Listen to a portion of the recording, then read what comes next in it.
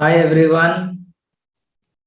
Now we are going to discuss 11th question that is based on how to deal with series and parallel combination of capacitors. So to solve these questions, the very first thing what we have to understand is what is capacitor. Capacitor is nothing but a combination of, it is a combination of series and, it is a combination of two conductors with a small separation. This is one conductor, this is one conductor, some separation is there. And with a particular potential difference. And this combination, we call it as capacitor. And every capacitor consists two conductors.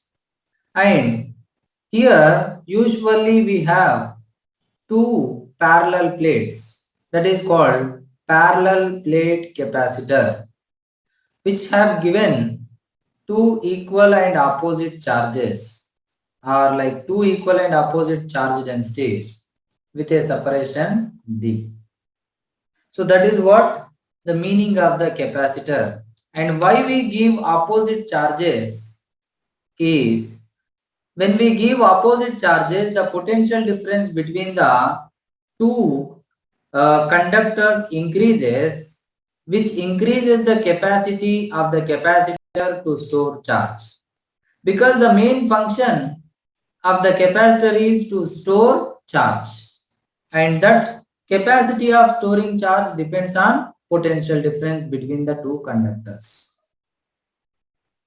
So for every such capacitor there is a capacity, that is capacity to store charge, that we call it as capacitance, which we represent with a symbol C. Generally, we measure microfarad or nanofarad or picofarad. Now, let's see what is the charge on such capacitor. When you take a capacitor, what is the charge?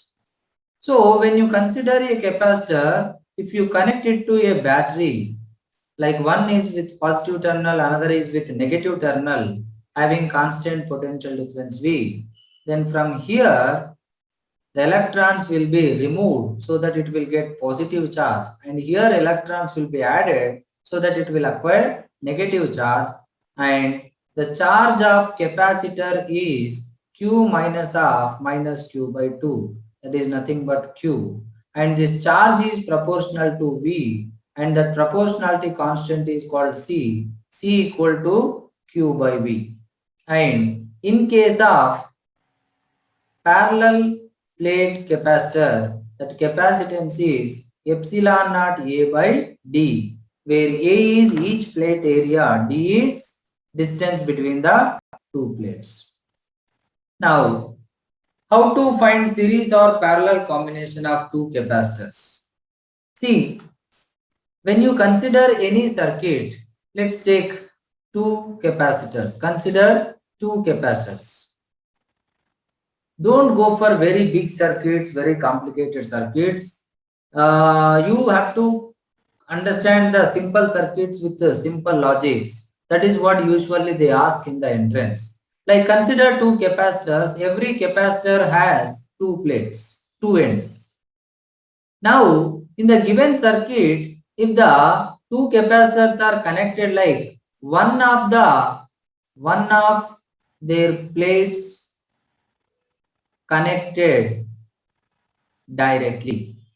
Now no other element is connected between them, like this or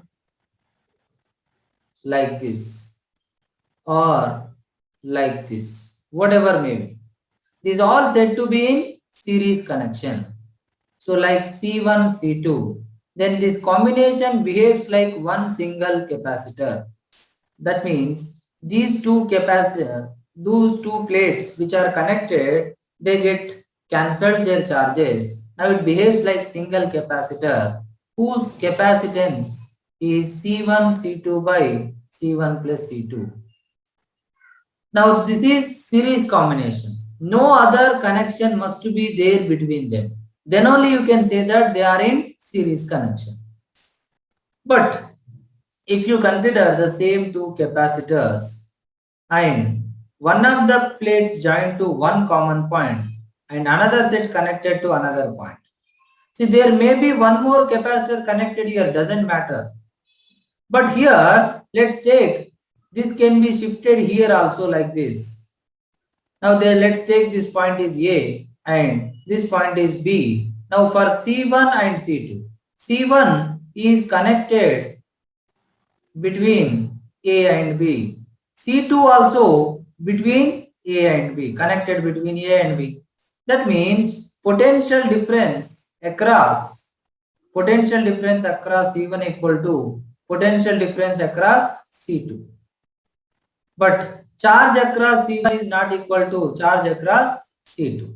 But in case of series, the charge across C1 must be equal to charge across C2. But potential across C1 is not equal to potential across C2 until and unless they are equal. Only two capacitors are there.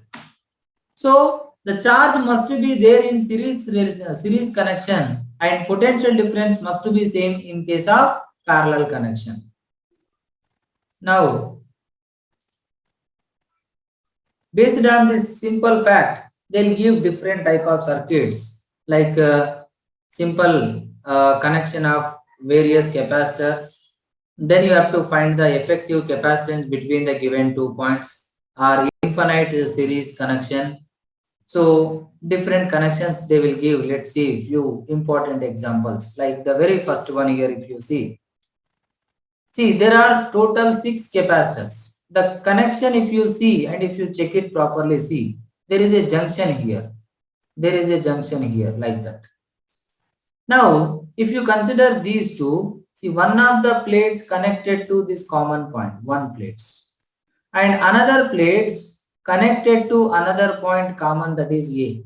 Now, this is connected to A and here this is connected to A and this is also connected to A. That means these three capacitors, when you consider 1, 2, 3, one of their plates connected to commonly to one capacitor, that one point, that is A, and another one, see this one and this one and this one, all are connected to this point. Let's take this point is something P. So this is also P, this is also P, this is also P. That means all the three capacitors connected between same points means these three are in parallel. Like one of the plates connected to A, another plates connected to P. Now these two connected in series and they connected with a wire across them. And if you take any capacitor and if you connect one wire across it, then it is short circuited because current always chooses minimum resistance path. So no current flows through this path. So you can eliminate these two. So remove these two. So that now this is connected to now only this.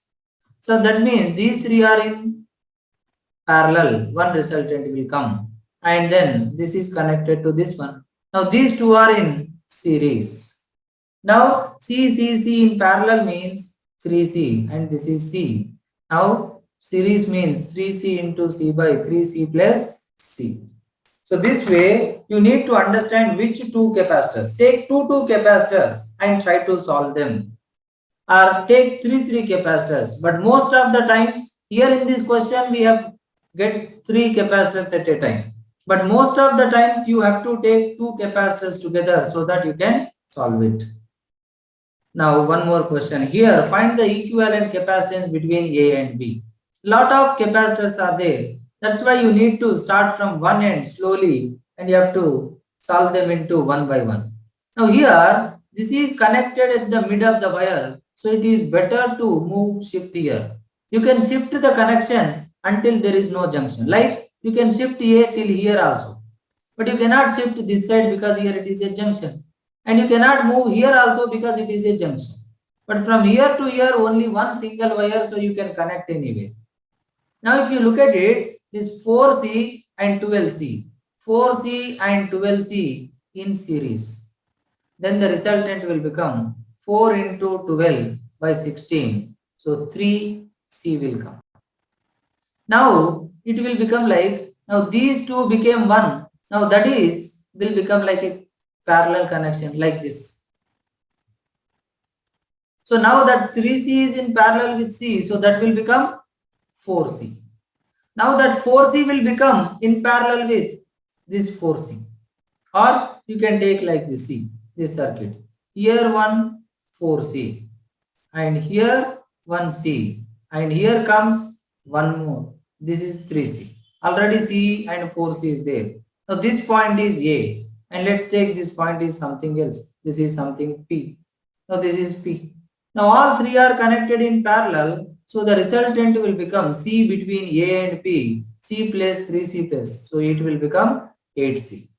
Now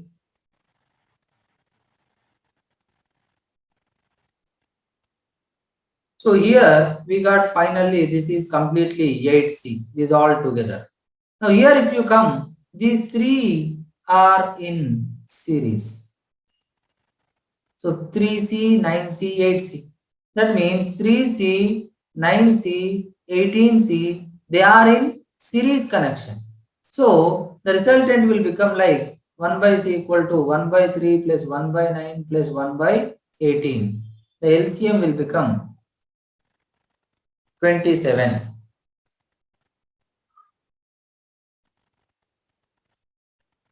What is the LCM will become? 54.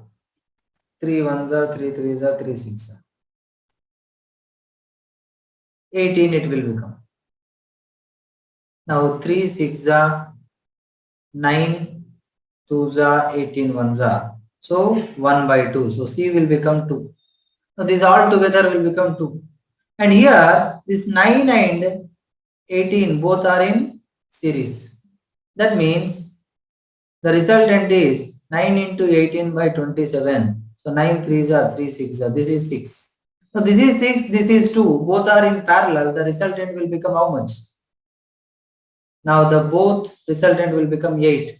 That means these all resultant came 8C and these all resultant came 8C, 6 plus 2. Now this is B. Now this is A.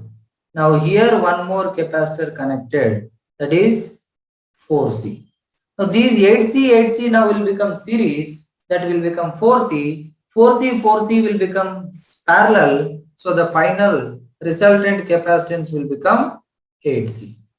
So this way, when the circuit is given little big, it's all about take two capacitors and reduce them to one effective capacitor. Like that you can solve it. Now let's see the next question. See, this is called infinite series circuit, where see one particular set will keep on repeat like this. It is repeating. So that when you cut the first one, like this point you consider as P, this point as Q. Now CAB equal to CPQ because it is infinite. If you remove the first part also, effective capacitance almost remains same. That's why the circuit we replace like this. So keep the first combination as it is and replace the rest of the combination with the resultant. Let's take that is something C dash like this. Now C between A, B equal to these two series, that is 2C into C dash by 2C plus C dash, that is in parallel with C, and that should be equal to CAB, nothing but C dash. Now this is the equation. If you cross multiply, you will get quadratic equation. And if you solve this, then you will get the answer. So for every infinite series circuit, you will get one quadratic equation, and solving which you can get the answer. So in every series, infinite series, you find out what combination is repeating and you replace except the first combination, you replace everything with effective one because approximately we take same. Then you find the effective capacitance and equate it to same thing. Then you will get the answer. Now, sometimes they will ask the question with a simple logic that is based on the Wheatstone bridge. Wheatstone bridge means when four capacitors are connected in this manner such that one capacitor is between them and they are asking the effective capacitance between these two, then if this is C1, C2, C3, C4, then they will give the condition that C1 by C2 equal to C3 by C4 or C1 by C3 equal to C2 by C4, upper ratio by lower ratio or left side ratio by right side ratio. That is called bridge balanced condition. In that situation, here and here potential will become equal, then this can be removed from the circuit because no current flows. Same way here, if you look at it, now this is the one which can be removed, then it will become like this. So this is C3 and this is C1. Now this is C2. Now this is C4 and this one. So now these two, C1, C2 in series, C3, C4 in series. Now the resultant is in parallel. So the effective capacitance between PQ will become C1, C2 by C1 plus C2 plus C3, C4 by C3 plus C4. This way. But sometimes the circuit they may not give directly, like by looking at it you will find it is Wheatstone bridge. Sometimes you have to manipulate, you have to adjust the connections so that you will find one Wheatstone bridge inside that so that you can get the solution easily. The hidden Wheatstone bridge you need to find. Then the question solving will become easy. Now one last and final question. Sometimes they'll ask the questions based on what is the charge or potential difference on particular capacitor. Then you have to use one logic that in series charge is same and in parallel potential difference must be same. So here the charge on any one of the 2 microfarad capacitor and 1 microfarad capacitor will be. See here 2 and 2 both are in series, so same charge will appear. So here Q means here also Q. But here we don't know, let's take Q dash. So that the total charge is Q plus Q dash. The total charge means C effective into V. V is 2 volt. Now how do you find C effective? So here see, this is in parallel with this. That means the potential difference across 1 microfarad is also how much? 2 volt, because that is connected in parallel with battery. That means the charge Q dash equal to 2 into 1, that is 2 microcoulomb. Now you got charge on 1 microcoulomb. Now this is the potential difference applied to 2 and 2, 2 microfarad in series. How much voltage? 2 volt. Now it will become V1, V2, but V1 equal to V2 because both are equal, so 1 volt. Now the charge on each will become 2 into 1, that is 2 microcoulomb. So the charge on each capacitor is how much? 2. So answer should be what? 2 comma 2. So this way you have to use the simple logic that in series charge is same, in parallel potential difference is same, and based on that one fact you can solve the questions, such kind of questions where they can ask what is the potential difference across one particular capacitor or charge on one particular capacitor in the given circuit, where there may be you will find multiple capacitors. And one more thing also you remember here, when total voltage applied across C1, C2, this is V1, V2. Now the total voltage is V.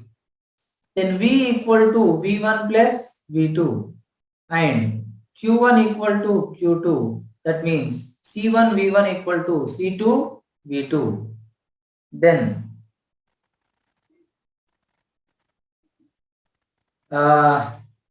V2 will become C1 into V by C1 plus C2. V1 equal to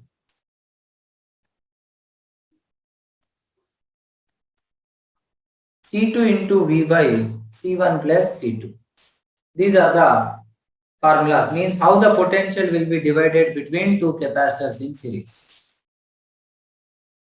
Now, I have given similar kind of 5 questions, numericals like Wheatstone bridge and what is the charge on 4 microfarad capacitor and all.